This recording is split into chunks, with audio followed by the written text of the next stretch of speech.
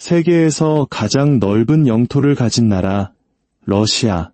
하지만 지금 그 거대한 심장이 조용히 멈춰가고 있습니다.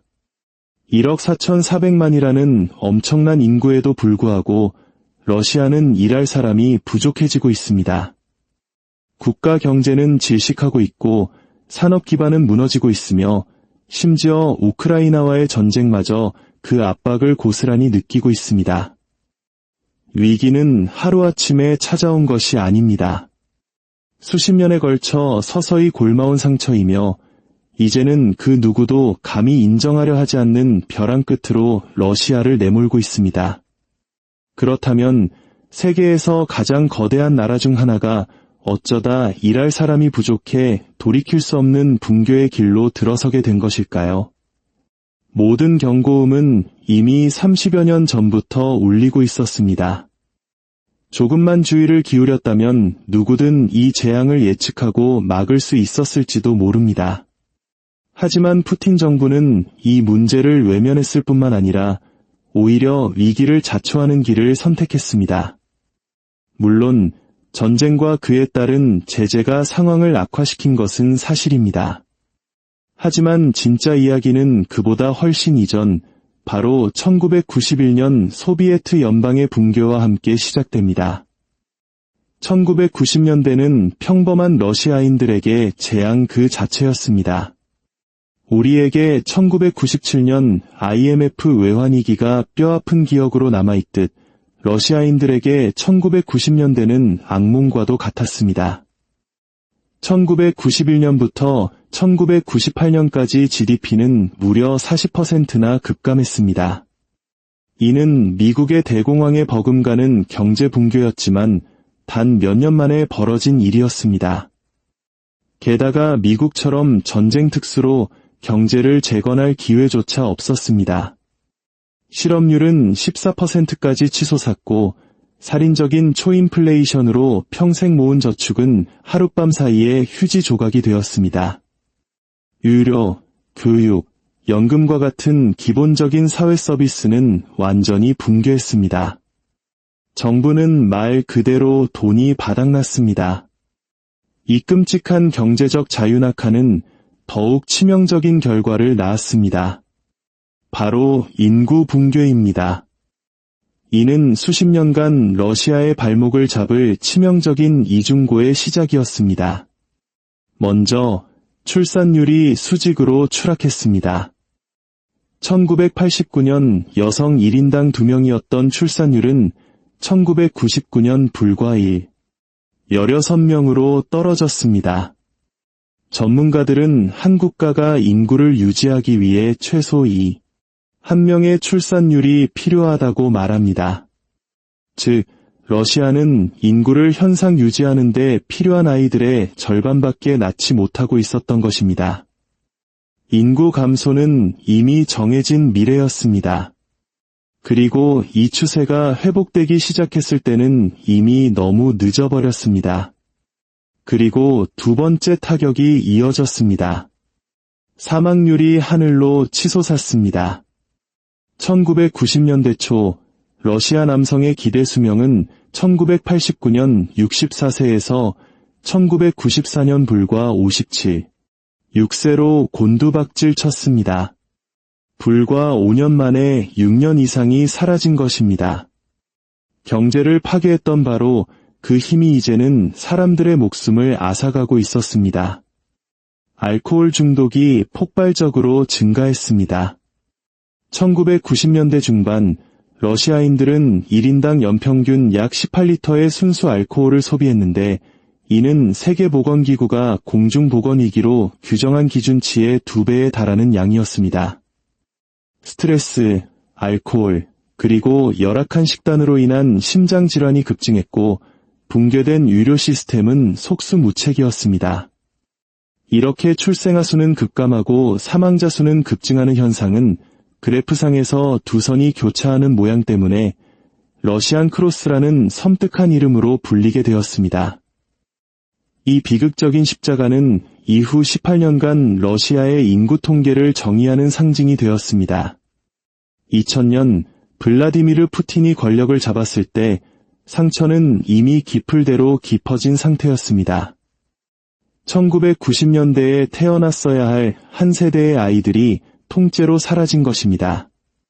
이후 출산율은 2015년 78명까지 다소 회복되기도 했지만 인구 유지 수준인 1명에는 결코 다시 도달하지 못했습니다. 그리고 이제 그 작아진 1990년대생 세대가 다시 더 적은 수의 아이들을 낳고 있습니다. 이는 러시아를 앞으로 한 세기 동안 지속될 수 있는 인구학적 위기에 더대 가두어 버렸습니다. 러시아 공식 통계청에 따르면 인구는 빠르게 늙어가고 있습니다. 65세 이상 노년층이 16세 이하의 젊은 세대를 빠르게 대체하고 있습니다. 이는 세계 최저 출산율로 고령화 사회에 접어든 우리에게도 결코 낯선 풍경이 아닙니다. 이는 곧 두 가지 위기가 동시에 닥친다는 것을 의미합니다. 노동시장에 진입하는 젊은이가 충분하지 않고 너무 많은 노인이 은퇴하여 연금을 수령한다는 것입니다. 계산이 맞을 수가 없습니다. 이 인구학적 시한폭탄은 푸틴이 우크라이나에서 특별 군사작전을 시작했을 때 이미 째깍거리고 있었고 전쟁은 그 폭발을 앞당겼을 뿐입니다. 2022년 2월 러시아가 우크라이나를 침공했을 때 경제는 이미 노동력 부족으로 허덕이고 있었습니다.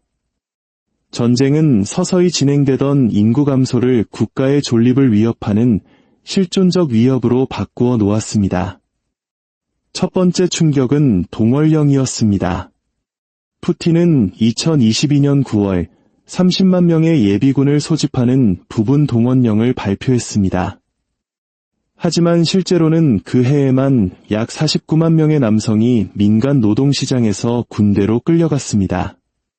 그들은 제조업, 건설, 방위산업과 같은 핵심 산업에 숙련된 노동자들이었습니다.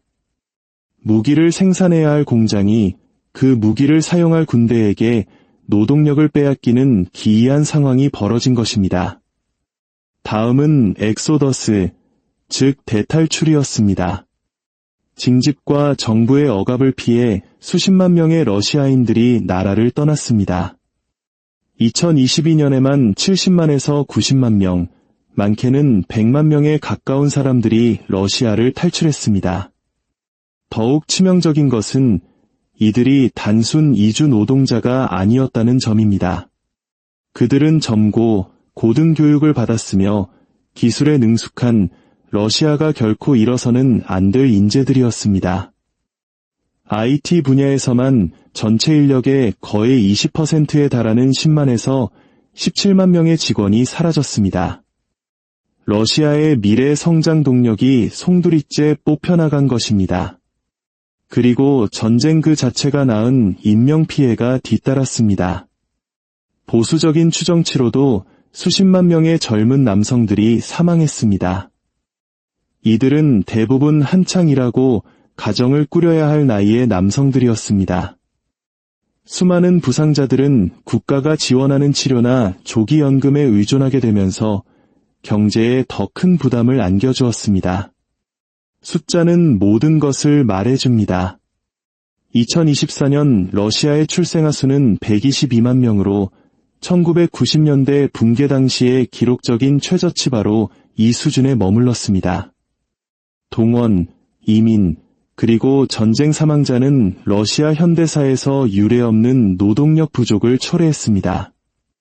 2025년 중반, 실업률은 2%까지 떨어졌습니다. 표면적으로는 좋아 보이지만 경제학자들은 이것이 무엇을 의미하는지 압니다. 러시아에는 더 이상 고용할 사람이 남아있지 않다는 신호입니다. 하지만 러시아의 노동 문제는 단순히 인구 통계만의 문제가 아니었습니다. 그것은 국가가 수십 년간 구축해온 경제 구조 자체의 문제였습니다. 러시아는 오직 한 가지, 석유와 가스에 거의 전적으로 의존해왔습니다. 에너지 수출은 한때 전체 수출 수입의 3분의 2, 정부 예산의 거의 절반을 차지했습니다. 이 검은 황금은 소수의 엘리트들을 엄청난 부자로 만들었고 푸틴에게 20년간 러시아를 안정시킬 돈을 주었습니다. 하지만 이 호황에는 대가가 따랐습니다. 에너지 부문이 높은 급여로 최고의 인재들을 빨아들이는 동안 제조업, 서비스업, 소매업 등 다른 모든 산업은 뒤처졌습니다. 그런데 아이러니컬하게도 에너지 산업은 실제로 많은 사람을 고용하지 않습니다. 자본 집약적인 산업이기 때문입니다. 2020년 기준으로 전체 석유 및 가스 부문 고용 인원은 약 120만 명, 전체 노동력의 5%에 불과했습니다. 그러나 이 소수가 GDP의 20%, 정부 수입의 40%를 생산했습니다. 러시아는 경제학자들이 말하는 지대 추구 국가가 된 것입니다. 국가의 부가 생산성이 아닌 유가에 따라 결정되는 경제. 이런 경제는 기이한 순환을 만듭니다. 정부는 석유 자금으로 공공부문 일자리를 만들지만 이는 저임금과 낮은 생산성으로 이어져 노동자들의 이동이나 재교육을 어렵게 만듭니다. 전쟁이 시작되자 이 모든 시스템이 무너지기 시작했습니다. 2025년까지 국방 및 안보 지출은 러시아 연방 예산의 40% 이상, GDP의 거의 8%에 달하는 엄청난 금액을 차지하게 되었습니다. 군수공장은 파괴된 탱크와 미사일을 대체하기 위해 최대 용량으로 가동되었지만 숙련된 노동자를 찾을 수 없었습니다. 군대는 병사가, 방위산업체는 기술자가 필요했지만 둘 다 줄어드는 동일한 인력풀을 놓고 싸우고 있었습니다. 나머지 경제는 질식했습니다. 서방의 제재는 합법적인 수출을 마비시켰고 우크라이나에 들어온 공격은 러시아 경제의 척추인 정유시설을 타격했습니다. 악순환이 시작되었습니다. 노동력 부족은 생산량 감소로, 이는 세수 감소와 예산 삭감으로 다시 민간 일자리 감소로 이어졌습니다. 결국 더 많은 사람들이 생존을 위해 군대에 입대했습니다. 노동력이 줄어들자 크렘린은 마지막 선택지를 시도했습니다. 바로 이민입니다. 러시아는 수십 년 동안 주로 우즈베키스탄, 타지키스탄, 키르기스스탄과 같은 구소련 공화국의 이주 노동자에 의존해왔습니다. 전쟁 전 약 500만 명의 중앙아시아 이주민들이 러시아인들이 기피하는 건설, 농업, 서비스 분야의 저임금 일자리를 채웠습니다. 하지만 전쟁이 시작되면서 이 구조가 무너졌습니다. 루블화 가치 폭락으로 임금은 실질적으로 삭감되었고 외국인 노동자들 사이에서는 징집에 대한 공포가 퍼졌습니다. 추방 위협을 받으며 군 계약서에 서명하도록 강요당했다는 소문이 돌자 러시아는 더 이상 안전한 곳이 아니라는 인식이 확산되었습니다. 동시에 다른 곳에서 새로운 기회가 나타났습니다. 카자흐스탄 경제는 서방 기업들의 이전으로 호황을 누렸고 아랍에미리트, 카타르, 사우디아라비아와 같은 걸프 국가들이 대규모 건설 프로젝트를 위해 중앙아시아인들을 모집하기 시작했습니다. 심지어 대한민국까지 새로운 취업 비자 프로그램을 열었습니다. 러시아는 더 이상 유일한 목적지가 아니었습니다. 결국 이주 노동자들은 엔지니어, IT 전문가, 기술자들의 공백을 메울 수 없었습니다. 게다가 모스크바가 이야기하고 싶어하지 않는 또 다른 문제, 바로 외국인 혐오가 있었습니다. 중앙아시아 노동자들은 일상생활에서 끊임없는 차별에 직면했고 그들을 외부인으로 취급하는 나라에 영구적으로 정착하는 것을 상상하기 어려웠습니다. 결국 러시아의 이웃 국가에 대한 의존은 전쟁 자체에 대한 더 어두운 진실을 드러냅니다. 푸틴의 우크라이나 침공은 단지 영토에 관한 것만이 아니었습니다. 그것은 사람에 관한 것이기도 했습니다. 전쟁 전 우크라이나의 인구는 약 4천만 명 이상으로 러시아보다 젊고 인구 밀도가 높았습니다. 러시아가 우크라이나를 흡수할 수만 있다면 인구 격차를 메울 수 있는 수백만 명의 준비된 노동자를 얻게 될 것이라는 계산이었습니다. 돈바스 지역 주민들에게 러시아 여권을 발급한 것은 그들을 되찾아야 할 시민으로 보고 있다는 분명한 신호였습니다. 그러나 이 계획은 완전히 역효과를 낳았습니다. 우크라이나인들은 러시아인이 될 생각이 없었고 침략은 그들의 민족적 정체성을 더욱 강화시켰습니다. 러시아가 땅을 얻을지언정 마음을 얻는 것은 불가능해졌습니다. 전쟁으로 인해 우크라이나의 인구 자체도 붕괴했습니다. 600만 명 이상이 유럽으로 피난을 갔고 수십만 명의 노동 연령 남성들이 사망하거나 부상당했습니다. 출산율은 일부 지역에서 30에서 40%까지 급락했습니다. 러시아는 사람을 얻기 위해 전쟁을 벌였지만 그 과정에서 얻고자 했던 바로 그 인구를 파괴해버렸습니다. 이것은 자기 파괴적인 비극의 소용돌이입니다. 싸우면 싸울수록 재건할 사람은 더 적어집니다. 푸틴 정부에게 남은 선택지는 거의 없습니다. 출산을 장려하는 것은 수십 년이 걸리는 일이고 이민은 더 이상 해결책이 아니며 자동화에 필요한 자본과 기술은 제재로 막혀 있습니다. 미래는 암울합니다. 러시아는 서류상으로는 여전히 강대국으로 남을 것입니다. 핵무기와 천연자원, 광대한 영토를 가지고 있습니다. 하지만 그것을 유지할 노동력이 없을 때 영향력은 사라집니다. 기반시설을 유지하고 경제를 성장시킬 사람이 충분하지 않으면 제국은 내부에서부터 무너질 수 있다는 것을 역사는 이미 보여주었습니다.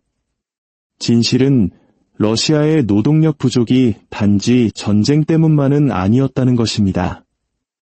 그것은 1990년대부터 이어진 수십 년간의 경제적 실정과 인구학적 붕괴의 불가피한 결과였습니다. 푸틴이 권력을 잡았을 때 그에게는 선택지가 있었습니다. 교육에 투자하고 경제를 개혁하며 인구를 서서히 재건하는 고통스럽지만 필요한 전환을 관리할 수도 있었습니다. 아니면 결코 진정으로 이길 수 없는 전쟁에서 러시아에 남은 인적 자본을 모두 태워버릴 수도 있었습니다. 그는 후자를 선택했고 이제 러시아는 그 대가를 치르게 될 것입니다. 몇 년이 아니라 여러 세대에 걸쳐서 말입니다.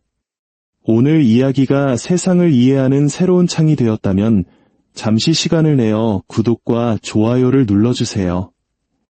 여러분의 작은 관심이 저희가 더 깊이 있는 지식을 나누는데 큰 힘이 됩니다. 시청해 주셔서 감사합니다.